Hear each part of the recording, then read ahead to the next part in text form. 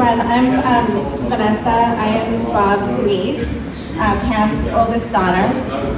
And I have a deep, deep admiration for Bob. My mom pointed out a couple of his really enduring and endearing characteristics, which is that he had such a commitment and love to this land. His love for this land, one of the things that I appreciate so much about him is how he supported and enabled the exploration of this land for those siblings. As the older brother, I heard so many stories from my mom about the ways in which they kind of ran feral in this area and really were able to enjoy it. One of my favorite stories, which she surprisingly didn't tell, was that sometimes they would jump on those horses that you saw in the pictures, bareback, and ride all the way down to the ocean, which I just found like, it felt like a fairy tale. And that's the kind of life that they were able to live growing up on this land. And him, as the older brother, really helped facilitate that for these younger siblings. He obviously continued to commit his life to this land, never really leaving it, nurturing it and taking care of it. He instilled that love of the land for the next generations. I could speak for my sibling Simone, I could speak for my other cousins. We all came up and spent summers, and any kind of breaks, we would come up and we would stay here. Typically we would stay with my grandma Alice, but Bob was always here, and he was always quick to facilitate us getting into any kind of trouble, including riding on tractors. He was facilitated lots of the cousins' employment, selling Christmas trees over the years. I think I got my first job selling Christmas trees at maybe 12 or 13. And it was grueling work, if you could imagine. You'd think it'd be easy just taking people's money. But sometimes you're standing out in the pouring rain, in the freezing cold. People are still wanting to come and cut down trees, go figure. We'll take their money. But one thing that my mom didn't touch on either that I really think should be underscored, and I'm sure many of you in this room know, is that Bob had an incredible work ethic. He was just like a beast. He would work all the time, and it was one of the things that he taught me at a very young age. Out there standing in the rain and the cold as a 12-year-old, thinking, what the heck did I get myself into? And him being like, you go, you get the money, I'm gonna turn on the propane tank in the trailer, and you're gonna warm up, and when another car comes, you're gonna go back out there. I don't think I appreciated it at the time, but many employers since then have appreciated that work ethic I have. He was phenomenal to see him in action. He didn't stop. He wouldn't quit. Many times I asked Marianne, I love their love. I love how much they're committed to each other, and I often thought about Bob in his older years out there on tractors working so hard, and I would also often ask her, when is he gonna retire? Like, let you guys hang out and just hang by the fire. And she was always just like, nope, not gonna happen. And that's just who Bob was. And in the end, I'm really glad that he got to live his life to the end the way he wanted to. He really did, and I'm thankful for that, and I'm thankful for everything he taught me, and so appreciative that we have this moment together to honor him and appreciate what he's brought to us in our life. Thank you.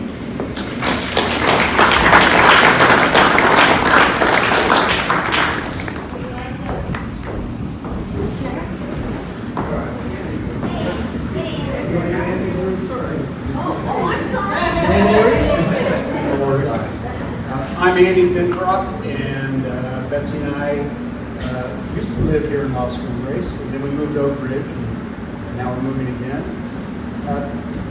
I built houses here in Los Cumbres and kind of up and down the ridge with Tom Aiken. Those of you who don't remember, but the first time I really interacted with Bob, we were building a house down on the Favor Spur. And Bob finally got down off the tractor and came over and said, "How come you guys are just making sawdust with that chainsaw?" And so he promptly showed us how to sharpen the chainsaw. The next thing I wanted to share with you about Bob, and some of the people in this room are going to remember this, but back in the I think it was late 78, maybe early 79, the state was making a run at condemning the ranch for Castle Rock Park.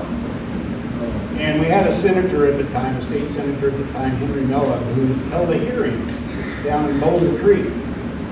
Well, this community turned out in force. And we were obnoxious at that. I mean, we were really embarrassingly obnoxious. And Henry Mellon said, "We're not condemning that land." But that's how important Bob was to the community, frankly. And Joel, I hope Bob didn't teach you all of the tricks he knew.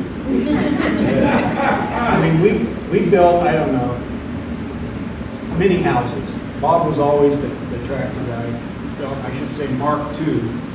It was always Bob and Mark. And one time we were building a 5-car garage over an Indian trail that hung out over a cliff. And it had a grease pit in it. I hope that thing's still standing. Anyway, the footings for that were down over the cliff. So Bob hooked a lock chain up to his backhoe, and he and Mark lowered that backhoe over the edge of the cliff from the back of his bulldozer. And I knew right there I was seeing a God. That guy could do things that nobody else could. I really enjoyed working with Bob, and I think the community's going to miss him.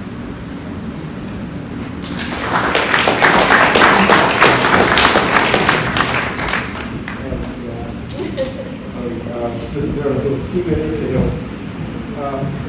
I'm Jerry Parsons. I've been here in Los Cumbres, been here for about 50 years. We got to know Bob when he moved our trailer down to our lot in Lower Favor. We bought a trailer at the first lot of the Interest of Los Cumbres, and it was a 65-foot trailer, which was perfect for our young family. Myself and two kids at that time. And so I was dubious about moving this trailer from there, the 65-foot long trailer, all the way down to the bottom of the Favor. So Bob and I walked the whole length on foot. And wherever there was a concern, like a monkey face and the switchback down below, I said, "Wow, are you sure we can get by here?" He said, "Oh yeah, no problem." And so on moving day, it was almost like a party in this community. A lot of people wanted to watch. It's really good. And we're correct if I'm wrong, but I think it was our son's birthday. Was that on May 4th? Yeah, like the 2 days, you're right. And so while the trailer was rolling along, Mert was out back serving cookies, So when we got to Monkey Face Rock, of course we were scraping around, and I can't think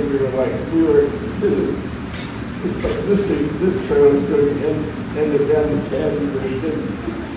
And we got to the switchback at the bottom of the Fair, and that was a very, very tight switchback. And Bob, I said, "Okay, Bob, what we're going to do is," he says, "we just jack up the back as high as you can, push it off the jack." And we did that about 4 times to turn the back of the trailer around so we could get down. We did the same thing again with the lower switchback.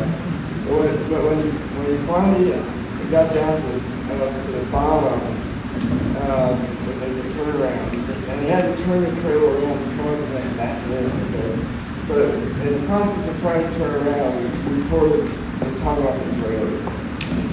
And I said, okay, well, what now what do we do? He said, well, I know this junkyard down in San Jose. Call the guy. He has own trailer parks. Like that. Yeah, probably going to be one of them. And call the guy, and he said, oh yeah, I got trailer. I got trailer trucks. Come on down. So we went down and borrowed the truck. We borrowed the truck, went down there and got it. Brought back up, and had to do the trailer park there overnight, and that's another story I was going to do. But so we got the tongue up there, and Bob was able to. Bob had settling torches. He was able to get the old tongue off, the torn off, get it removed. So we get the new tongue in place. Of course, the pole holes don't match up, right? I was okay, Bob. Now what? He says, no problem.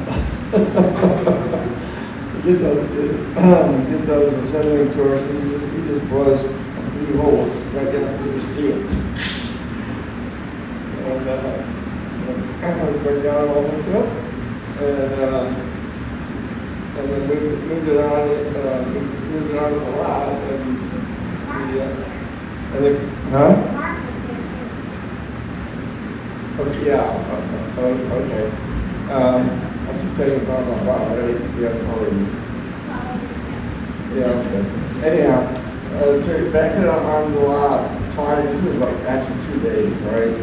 When he pulls it in the lot, he did, and he was using a D6 cab. He disconnects it and says, nail it. Classic words. Nailed it, and he left. No, I was doing all that stuff, but that was only the beginning of our story, because when we had to level the trailer up, and I think I'm not going to go into that now, because I had to get the whole neighborhood down there to help with that project, but that was not with Bob. Anyway, but Bob, I can tell you, has been a great guy over the years. Hello, my name's Bill Green. I've lived in Las Cumbres for 43 years. And God, all the stuff that Las Cumbres Bob did to do for us, it's just incredible. And one thing I remember was, he made it so easy. You get Bob, you call, you say, what do I do? Call Bob. So you call Bob, you come over, and what do? You say, what is your problem, or what is it you want done? What's the result you want? Not how to do it, but what is it you want done? And because we didn't know how to do sewers, we didn't know how to do foundations. And when your roads fell in, and all these things would happen, snow, all this stuff would happen here. Call Bob. And then you'd have this discussion, and he'd tell you what the problem was and how he would fix it. And it was never a Band-Aid. It was always, if you wanted a Band-Aid, he would do a Band-Aid. But it always, if you followed his advice, you got something really good, and it would last, it was just great. It would just last a long time. And the other thing was, Bob, if you're his customer, Bob would take care of you. He would take care of you and put your interests in front. He would be watching out so that you came out okay. And that was, you deal with contractors and this and that, and it wasn't like that. It wasn't a relationship. And so when you said, okay, Bob, now how much will this be? You have an answer right then. That's what it is. And it wasn't even a handshake. You just say, okay, go ahead. And it would be done. It would get done really quickly. And I remember this one time, one of our I was in charge of the fire roads, and one of the fire roads, 60 feet or 50 feet, fell down the hill. And we were in a disaster area, Santa Cruz County was, So I got FEMA in. I said, well, I'll just go through this. I'll see, I must see what happens. So this guy comes out, and he looks at me and says, okay, I'll give you an $18,000 loan, low interest loan for $18,000. Then I got Bob. And he just looks at me and says, $3,000. And he brings his bulldozer, and it's done really quick. And a culvert's put in so it won't happen again. And I thought, God, this is incredible. So, yeah, it's just the whole thing. Well, I guess I'm your token female because I did work with your mic. Oh, is that better? Yeah. Okay. Female, what can I say? Okay, anyway, I worked with the water company in Las Cumbres for many years, and one of the problems that we used to have from time to time was water main breaks, and Bob was so wonderful. You just knew that the first person you called was Bob Whalen, because he would be there for you. He was so dedicated to Las Cumbres that he would drop other projects and come and help us. And it was amazing the skill that man had. I mean, he would get into areas that nobody else could do. And he was able to help us dig down. He also knew how to dig and where to dig such that, he wouldn't further break the pipe. And he just amazed me. And I just was so impressed that I could always count on him and that he would do a fabulous job. Yeah.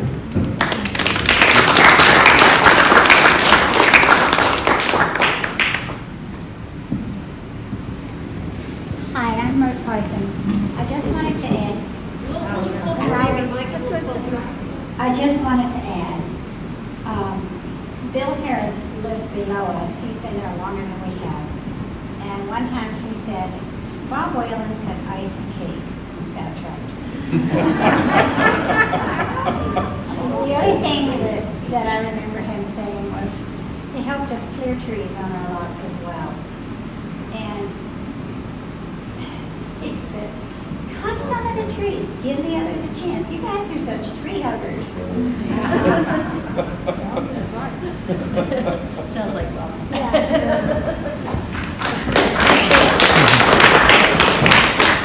You can stand there if you want.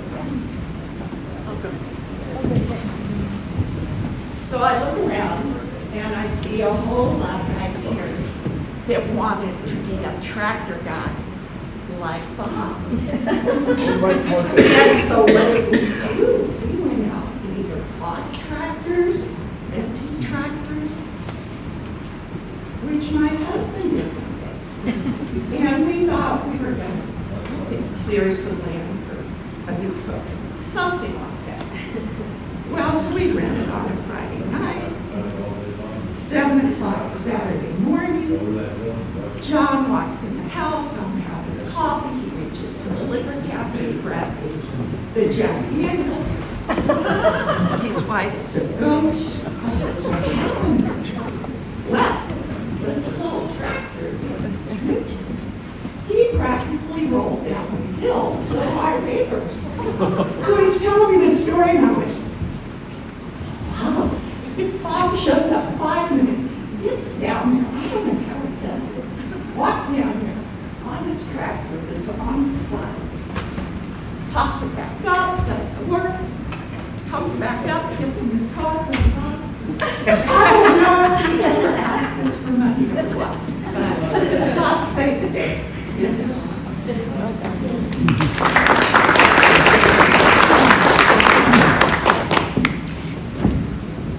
The conversations about the stories about how well he could just plant his little thing as he's doing his work.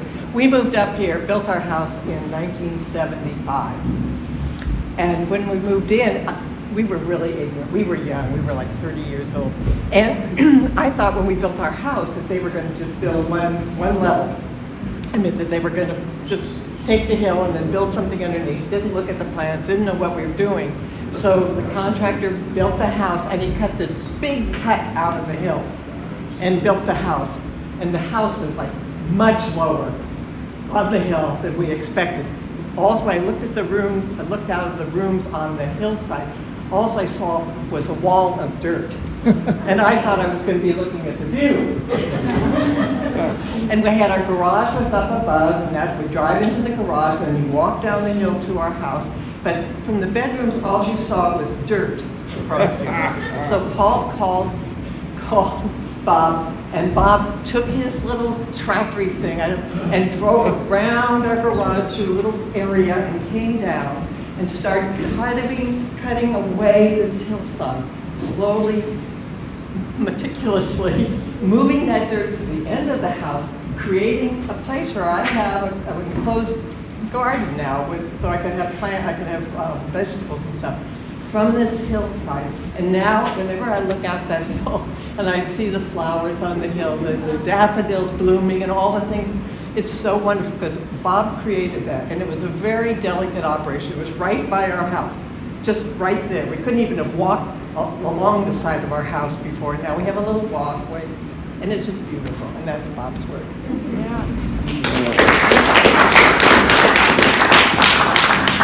I first met Bob in 1970 or 72, something like that. And I was just a little kid. I was probably 7, 8 years old, something like that. And my dad knew him through a job he had done at the neighbor's house on Black Road. It was to build the foundation and the septic system for the house I grew up in. I didn't know it then, but I learned what a work ethic was. And it was embodied in Bob Whalen. Bob Whalen was probably the best, not probably, I'm sorry, that's an insult. Bob Whalen was by far the best tractor operator of anybody I've ever seen, and I've seen quite a few. If you had a job, you told him what needed to be done, he'd do it, and he'd do it for the cheapest price, and he'd do the best job out there. You couldn't get a better job no matter how much you did.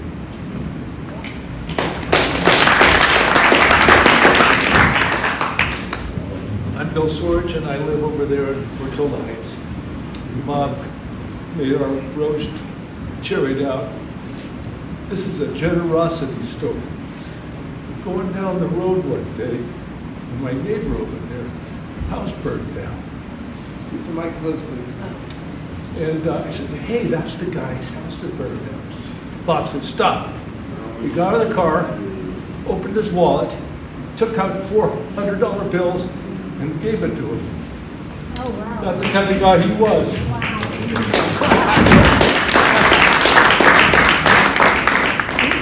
Yeah, I'm Doug Winslow. I live in Portola Park Heights, like Bill Sorich. And my house burned down 12 years ago. I was 2 days after I was driving out. I was sort of shocked. Well, I lived through the fire. I got out and just lost the house. It didn't catch the force, so I was pretty happy to be alive. We're driving out. First thing I wanted to get was a washing machine, and I was in a tent. I mean, I had my beautiful 40 acres and all my animals and everything. And I was going to tell this story before you did. And I did not know Bob Whalen. I knew we wrote checks. I knew they deposited checks for the road committee for Sorich road work. I would make checks out to Bob Whalen. I had my job in town. And I was just so struck by, he didn't only just open his wallet, he took everything that he had in his wallet out of it. I was there. And I could not believe, we pay you to do all this beautiful work. You don't pay me. I'm just still in shock. My house burned down, so I didn't understand this generosity. That's the only time I met him in person. I drove by many times. I'm the kind of guy that when you work on the roads, I let you do the work. I'm not going to be a backseat driver. I don't know professional road work. I don't know how to use this equipment. But this was like even last summer, when did he just do your road? We paid money for this, what we call Sorich Road in Portola Park Heights. Just this last summer, he did that work. It was beautiful. The oil and screening did a beautiful job. I get to drive out here today, and I get to drive home on this beautiful oil and screen road that he just did. And the one thing I could say is, as a neighbor, I don't know him personally other than that, wow, he just emptied his wallet. I'm supposed to pay him, not for work. Every time I drove by him, he had the biggest smile like a kid. And this is just every time I see him. Every year he does Portola Park hikes. We think that he's our everything. We don't know what to do without him. He's the one person that somehow kept a divisive neighborhood together. And so he was political somehow. And we've been saying to ourselves, if we ever lose Bob Whalen, what are we going to do? But I remember that, I don't know how old he was, but the kid, he looked like he was so happy on his toys. So that's what I can say, and thank you very much for the donation.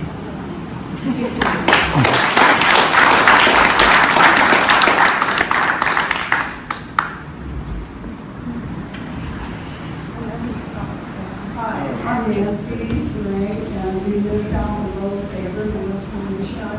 We moved into our Favor Ridge home in 1989, and the home we're in now is absolutely nothing like what we moved into. And every single project and step involved Bob Whalen. It was, when we first moved in, we had to do a retaining wall, we had to do so much work, and we were, well, gosh, what did we get into? What are we going to do here? So we asked the neighbors.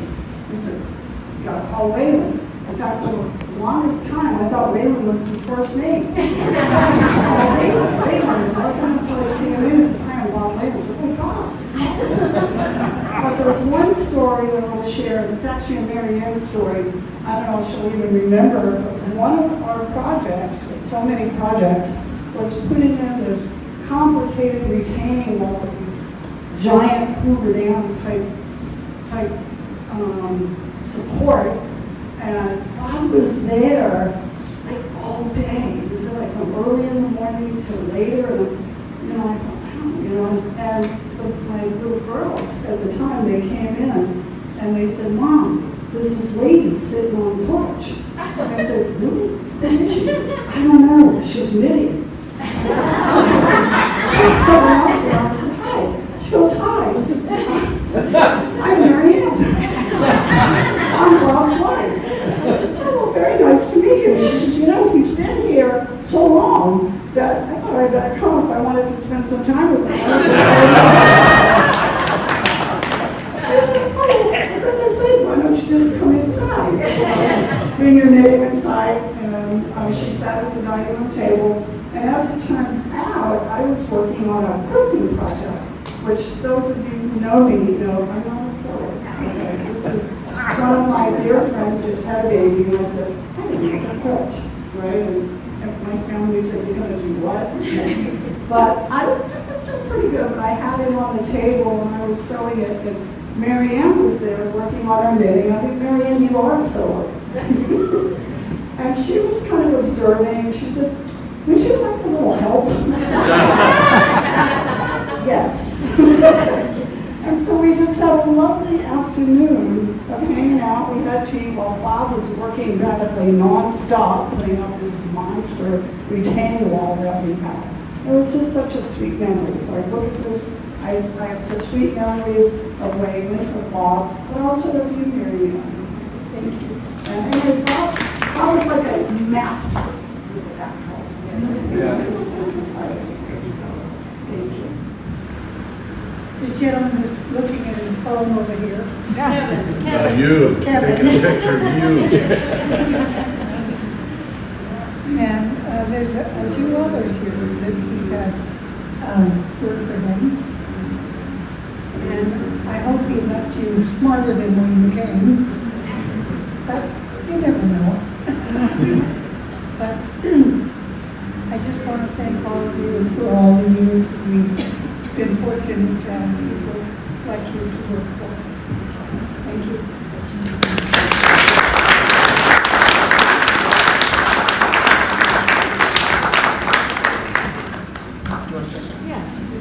Yeah.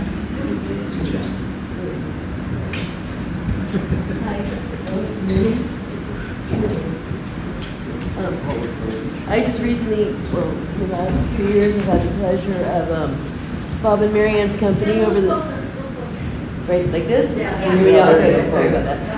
Had the pleasure of Bob and Mary Ann's company through the holidays. They would come over for Thanksgiving, or we would go up to the ranch. And the work ethic just really stands out for me, and it seems like he's like just ready to go to work, you know, and he's a very thorough, very kind man, very giving, and it's been such a pleasure to have, you know, known him, and you, Mary Ann. My husband, Michael,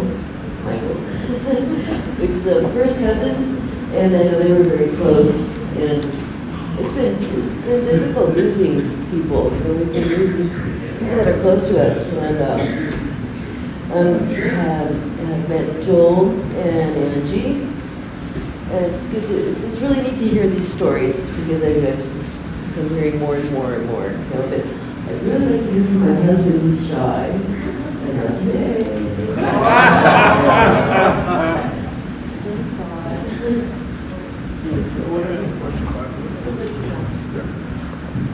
Hi, I'm Michael Whalen. Bob was one of my heroes growing up.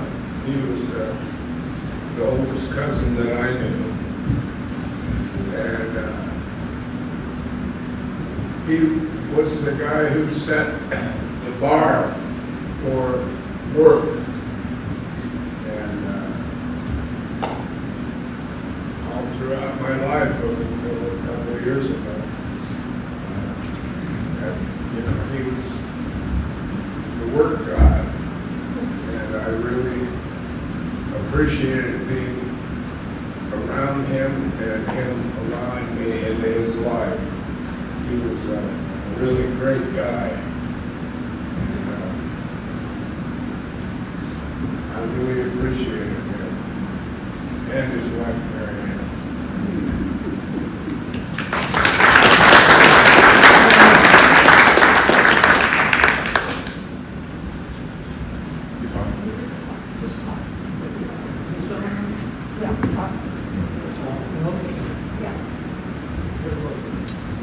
My name is George McKenzie, and Bob and I were in school together, especially in high school. We were pretty good friends. Back in the 60s, when we were in high school, Los Gatos High School had a special separate from the regular curriculum. Happy with the class. I know. And Bobby at that time, he was more of a teacher, I think. Teacher, a couple of things now. But he's been very efficient for his entire life. I've never heard a complaint about Bobby. All you hear about is how good the work he does. He was a really good person. He did have one advantage that he had through his career was selective hearing.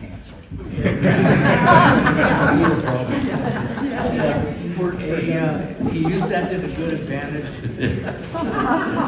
He's a great guy. I have a lot of memories of him, like I say, all the way through school. And back then, his dad got when Sunnyvale Park on Skyline, when there used to be an orchard there. His dad got the orchard there for us, for me and Bobby, or actually for Bobby, and then but he took me as a partner. That was my first venture in agricultural work or whatever. But really, I'm gonna miss him, and I think a lot of you people will too. Thank you.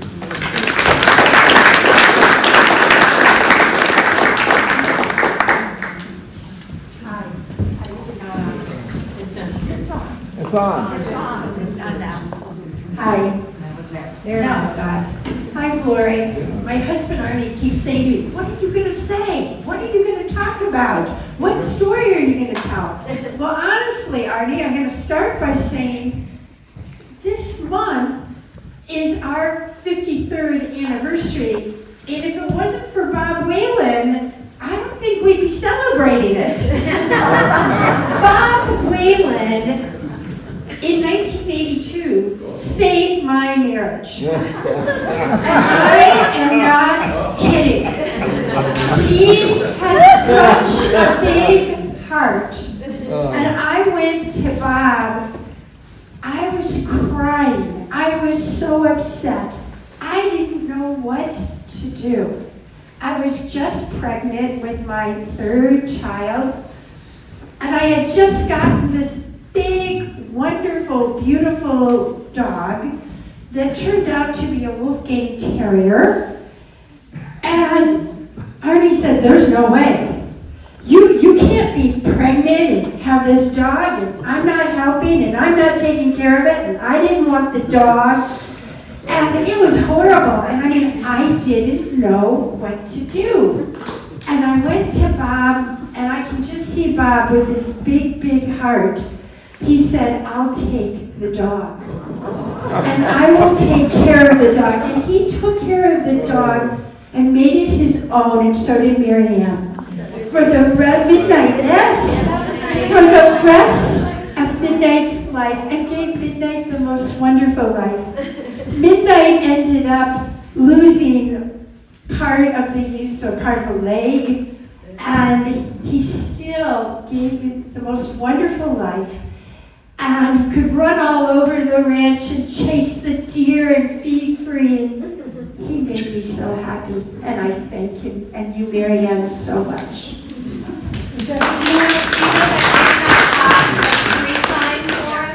Oh, the Midnight Street. Right on the property. Oh, wow. So that's a great story. What Lori had a friend who talked her into taking an extra dog. He did. And I said, do you realize this dog's going to grow up to be 100-pound dog? Massive creature. I said, we just don't have the ability to manage a dog. And Bob had by then done several wonderful projects for us. I remember the touchiest project was laying 30-foot glulam beams in place to a half-inch tolerance. We did that. And it was just always fun. I would always look forward to a project where I'd say, oh, I can have Bob come over, it'll be fun. And Bob always smiled. I've never not known him to smile and laugh. But it was more than a trademark. He was a genuinely happy human being. He was like perfectly aligned in harmony with his environment. It is so rare that you meet people like that. It was an absolute joy. The last project we did with Bob was at the beginning of the pandemic. We had realized that PG&E was going to continue to drop power. And I said, no, we need to put in a big generator. Okay. And I was thinking, this thing weighs like 400 pounds, and I have to get it over the side of my driveway. And my friend, who is in the business of selling generators, said, how are you going to do that? I said, I'll call Bob. So he comes and he sets up his, and Mark was there actually. He sets up his machinery and puts some chains on it, goes over the side, just perfect. And during the last 8-day power outage, we had power. It was really wonderful. So I personally shall miss Bob a great deal. I think many of us will. But I shall always remember his smile and he delighted in everything he did. And that was contagious. And I think many of us recognize that. So I'll just leave it there. And thank you for everything, Marianne, for taking care of Bob so he can take care of us.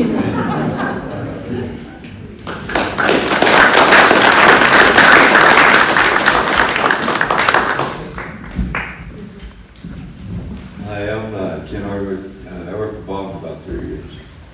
And that man taught me a lot. I mean, one time, as I got there early, Mary Ann to make breakfast and send us on our way, you know. Every day we get out of bed. Every day if I wasn't there on time, Bob would be mad. You know, I wasn't late very often, but when I did, he was upset. And the guy taught me a lot. And I just feel sorry for you guys, because you have to dig deeper in your pocket to pay the bill. You're not gonna get the pound price like Papa gave it, you know? And it really, I just come, I love that guy. I'm really gonna miss him. But I have been ever since. I do too.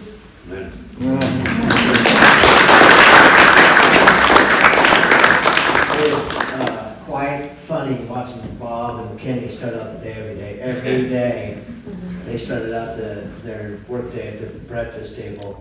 Bob made Kenny eat breakfast with him every single day. Do you want to say something, Jackie? Come on, Jackie. Do you want me to say something for you? No. Yeah, that's You should. Hi, my name is Jackie Robinson, and I've worked for the Whalens for almost 3 years. And I was always inspired by Bob, his love and commitment to Mary Ann specifically, and then all of his customers. Many of you I've probably talked with. I don't know that I've ever met a greater man, more hardworking than Bob Whalen. And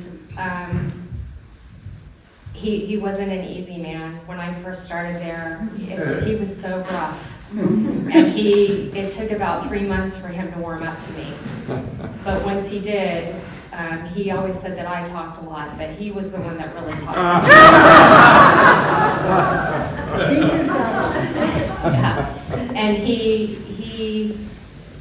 I'm sure many of you know, had a complete disdain for cell phones and any technology, and would laugh at me all the time for using my phone. But as the time went by, Bob had a really good singing voice. I don't know if you guys knew this, but he would just break out in song, like the lyrics to a song. And then he promptly asked me to look up the lyrics on my phone. And then he'd ask me to print them for him. And so somewhere in his briefcase or something, there's a stack full of lyrics to songs that came across his mind that I printed for him. And he was incredibly funny. He was gracious. And he always never passed up the opportunity to tell me how much he appreciated me. When really, I was the lucky one that him and Mary Ann were in my life. He was funny. So I'll tell you a funny story, and many people have heard this, but I bought a used Jetta from Bob. And this is probably the most recent funny story, because everything was an adventure with him. I got to do so many things. But when Bob would come home from work in the afternoon, he would take his boots off and put them by the fireplace. He would sit in his easy chair, and he'd put his feet up on his hassock. And one day I had mentioned to him that I didn't think I had enough fuel in my Jetta to get home. And so I said, Bob, do you have some fuel lying around that you can put in the Jetta? And he's like, sure, no problem, give me your keys. And so I gave him my keys, and a few minutes later, he comes back in the house and he tells me that I'm good to go, that I have enough fuel to get me to at least Boulder Creek. And so I gather up my stuff, I go out and get in my car, and the next thing I know, Bob is hobbling out the house in his socks to my car, and he says, I roll my window down and he goes, I'm 99% sure I put diesel in your car. And I said, you're 99% sure, and if you didn't put diesel in my car, what will happen? He said, oh, you'll just, you'll sputter down to Boulder Creek, but you'll be fine. And I said, he goes, but I want you to call me when you get home. And I said, well, Bob, I need to stop at the grocery store. I don't care what time it is, just call me when you get home. So I call him when I get home, And I said, so Bob, I made it. And he's like, you made it. And I said, okay, so if you hadn't put diesel in my car, what would have happened? He said, you wouldn't have made it home.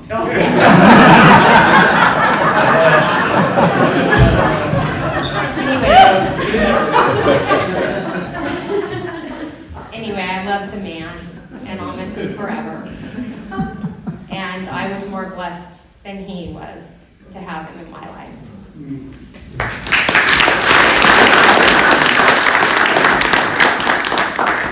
Okay, so we all know Bob.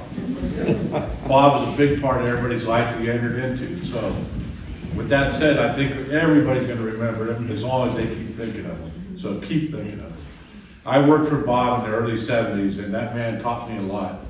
And we're going to miss him, that's for sure. So just keep thinking of him.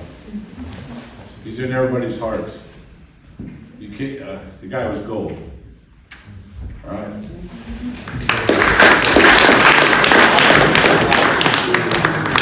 All right, everybody, I'd like to thank you all for sharing. That's been awesome.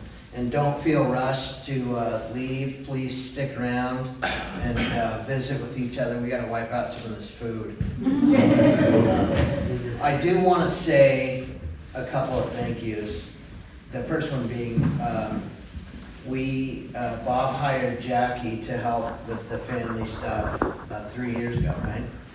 And they had a special relationship, and she has been, words can't express.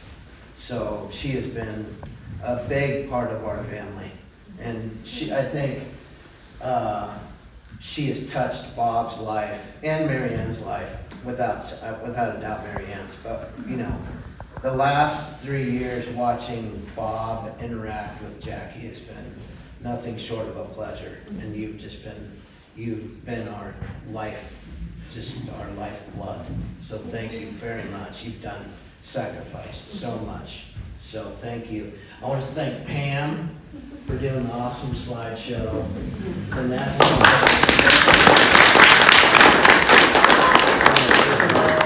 for the IT stuff. And Pam and I did not know each other very well before. You know, we knew each other, but not very well, and we've gotten to know each other pretty well. It's been a pleasure getting to know the family more since Bob's passing. So, but I want to say thank you very much for everybody showing up, sharing, and thanks for being here.